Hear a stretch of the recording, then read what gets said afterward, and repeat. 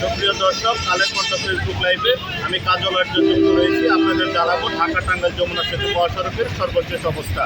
আপনারা জানেন দেশের দ্বিতীয় বৃহত্তম মহাসড়ক ঢাকা টাঙ্গাইল যমুনা সেতু মহাসড়ক। এই মহাসড়ক দিয়ে প্রতিদিন 18 থেকে 20,000 যানবাহন চলাচল করলেও ঈদ উপলক্ষে সংখ্যা দাঁড়ায় 2 থেকে 3 গুণ বেশি। যমুনা সেতু কর্তৃপক্ষ আমাদেরকে জানিয়েছে গত 24 ঘন্টায় এই মহাসড়ক দিয়ে 51,000 যানবাহন পারাপার হয়েছে এবং এর থেকে টোল আদায় হয়েছে 3,59,00,000 টাকা।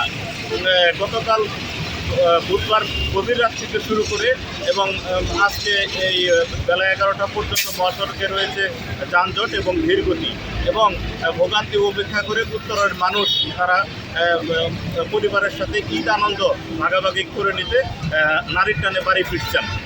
সব মশার বিরুদ্ধে সুরক্ষা দিতে এলো বসুন্ধরা এক্সট্রিম অ্যারোসল, মশার বিরুদ্ধে এক্সট্রিম সুরক্ষা।